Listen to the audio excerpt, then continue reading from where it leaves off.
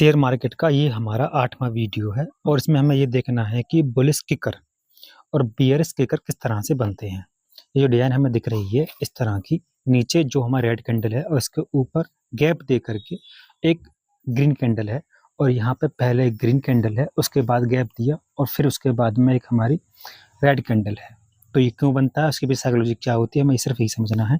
तो हम पहले जिसको देखते हैं कि मान के चलिए ये हमारी जो है पहले एक जो हमारी रेड कैंडल है और रेड कैंडल में हमेशा जो ओपन होती है वो ऊपर से होती है ना। यहाँ से मान लेते हैं कि वो यहाँ 100 रुपये से ओपन होती है और उसके बाद में जो सेलर्स हैं वो उसको काफ़ी नीचे हाई लेके जाते हैं, नीचे लो लेके जाते हैं और इसको इसी पर जा कर के 70 रुपये पे आकर के इसको क्लोज कर देते हैं। उसके बाद फिर गैप लगता है इसमें और यहाँ पे इतना जो इस गैप के बाद में फिर एक इससे बड़ी एक और कैंडल बनती है।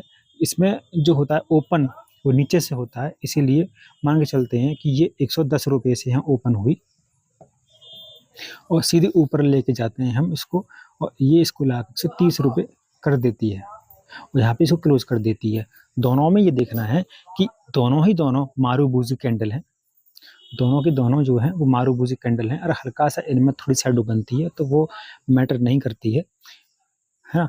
अब ये जो अगर बॉटम में बनता है तो इसका मतलब है कि अगर चार्ट में है इस तरीके से है और डबल है, मतलब पहले क्या था सिंगल कैंडल हुआ करती थी, अब ये हमारी डबल कैंडल है। तो इसमें बस हमें ये देखना है कि अगर ये बॉटम में इस तरीके से बनती हैं, अगर ये हमारी बॉटम में इस तरीके से बनती हैं तो ट्रेंड को ऊपर जाने की चांसेस होते हैं। ठीक इसका उल्टा ये यहाँ पर है कि पहले एक ग्रीन कैंडल बनती है और इसका जो ओपन होता है वो यहाँ से शुरू होता है, मान चलते हैं 110 से होता है और इसको खींच करके ये ऊपर 130 पर ले जाते हैं और यहाँ पर इसको क्लोज कर देते हैं।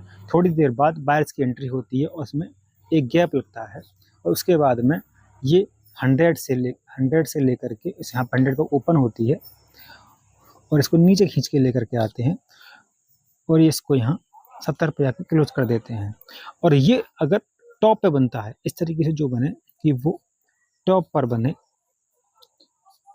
तो ट्रेंड का जो है नीचे जाने ज़्यादा चांसेस होते हैं।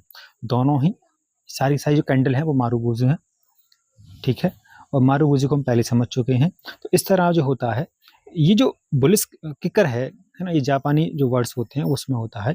किकर का मतलब होता है कि कोई एक बंदा है इस तरीके से है और उसने एक किक मारी ऊपर की तरफ, है ना, ये उसने एक किक मारी ऊपर की तरफ, एक नीचे की तरफ इस तरीके से किक है।